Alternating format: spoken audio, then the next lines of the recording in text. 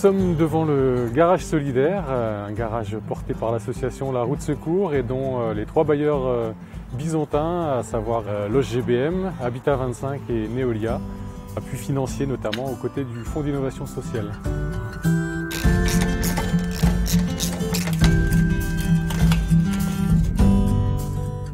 Le garage solidaire, la réponse est dans le titre, c'est le côté solidaire où on est bienveillants les uns envers les autres.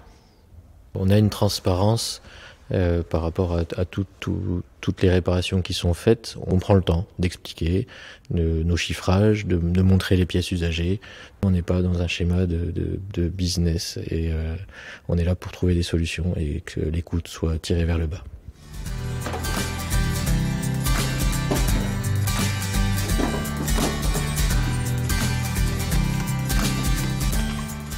La Route Secours, c'est une association qui a été créée en 1998 et qui a pour premier objectif de lever un frein à l'accès ou au maintien à l'emploi des personnes les plus en précarité.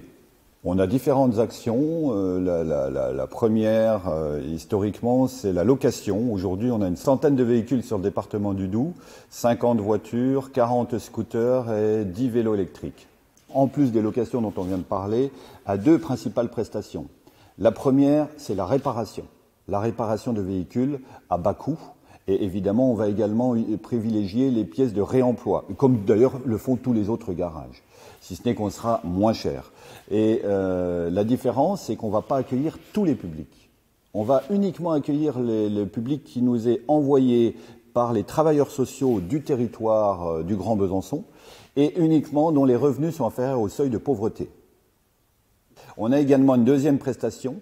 On vend des véhicules, c'est-à-dire qu'on fait appel à des dons, donc on a des dons des collectivités, des dons des entreprises, on a des dons également de particuliers, de véhicules que l'on remet en état et qu'on passe le contrôle technique et qu'on revend à bas prix également, mais néanmoins au prix du marché à ces mêmes publics. En fait, j'avais des grosses difficultés il y a 4 ans quand j'ai perdu mon travail.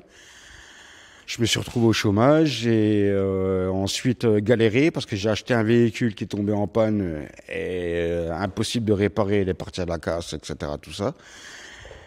Et en fait, j'ai été appelé avec Pôle emploi pour faire un contrat de réinsertion.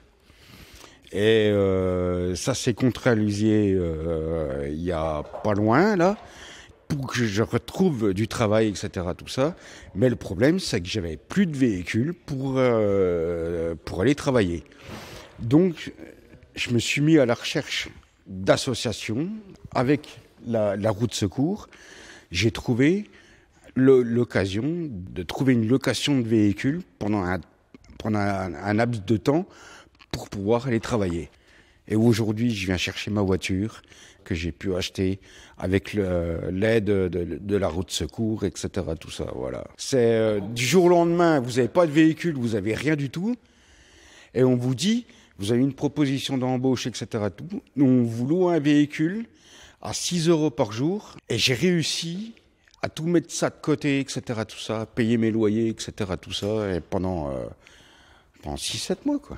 Voilà, quoi, c'est un truc de dingue, quoi. C'est le plus grand rétablissement qui m'arrive depuis quelques années, quoi. Voilà.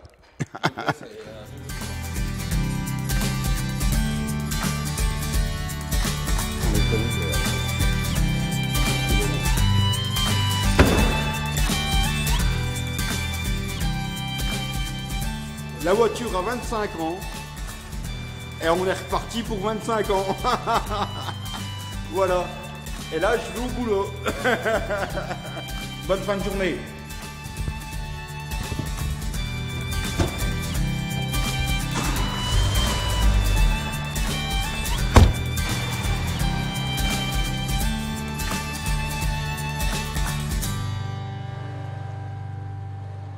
En fait, la Route Secours, notre but, c'est de permettre des gens à se déplacer vers leur emploi, donc accéder physiquement à cet emploi, et d'un autre côté, décrocher ce premier emploi qui peut arriver depuis plusieurs mois de recherche, par exemple, et également se maintenir dans l'emploi des gens qui vont travailler, puis qui du jour au lendemain n'ont plus de moyens de transport, en commun ou privé, et qui ils n'ont pas de plan B. Et nous, on est le plan B.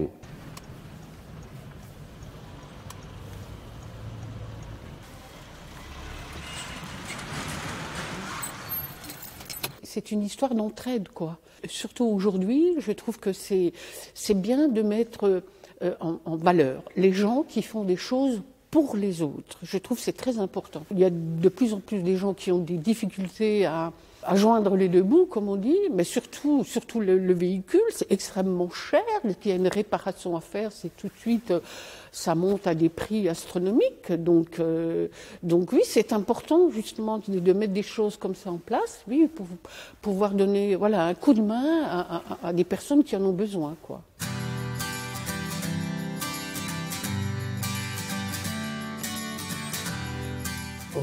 On a beaucoup d'exemples et de beaucoup de personnes rencontrées qu'on a pu effectivement amener vers le dispositif Garage Solidaire. Et pour beaucoup d'entre elles, effectivement, ça a levé des freins qui leur paraissaient insurmontables. On a des déplacements qui peuvent être complexes, avec des transports en commun qui ne sont pas toujours accessibles, pas toujours existants. Et c'est vrai que de pouvoir orienter ces personnes vers le Garage Solidaire et ses services, pour soit acquérir une voiture, soit en louer une, ça rend effectivement de l'autonomie dans ces déplacements, et ça a permis de faire connecter dans un certain nombre de cas des personnes et des offres d'emploi qui pouvaient exister sur le territoire, mais vers lesquelles, faute de moyens de déplacement, ils n'arrivaient pas à accéder.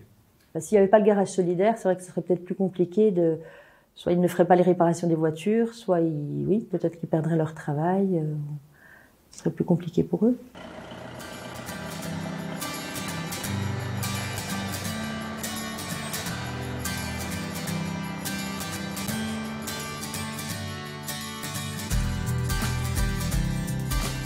Moi, ça m'a sorti de la crotte de chien, pour pas dire de gros mots, quoi, vraiment, réellement. Parce qu'en plus, j'ai une pathologie qui est invalidante et je m'épuisais sans véhicule.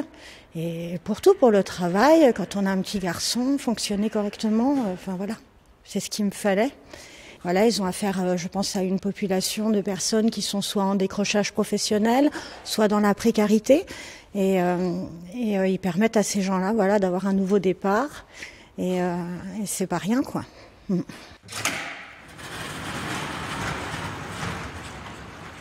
Les bailleurs, déjà, ils nous ont aidés à plusieurs niveaux. Le premier niveau, c'est déjà renforcer le partenariat qui était déjà un peu, qui n'était pas formalisé sur le territoire bisontin. Avec cet accord, on a pu rencontrer les bailleurs sociaux, les travailleurs sociaux des bailleurs, que eux soient vraiment au courant de ce qu'on faisait, donc ils ont pu nous prescrire de manière, on va dire, un peu plus individualisée leur public, les locataires.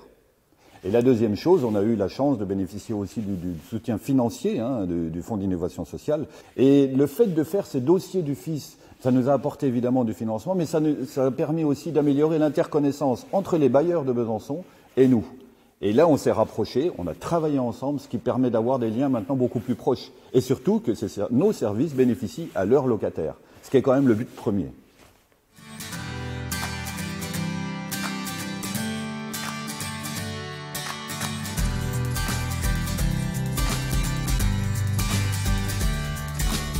On s'était fixé des objectifs dans le cadre du Fonds d'innovation sociale, à savoir amener une centaine de personnes, nous bailleurs, vers le dispositif Garage Solidaire, et également une centaine de personnes vers le dispositif Plateforme Mobilité. Aujourd'hui, on a fait des premiers bilans, on n'a pas encore le résultat de l'activité 2022, mais les premiers bilans nous montrent qu'on est largement au-delà de ces premiers objectifs qu'on s'était fixés. Et c'est satisfaisant parce que ça veut dire qu'effectivement, on arrive à mettre en relation le besoin et l'offre. Et c'est aussi satisfaisant parce que ça permet d'imaginer une pérennité de la réponse. Et je pense que les besoins ne vont pas s'éteindre demain matin.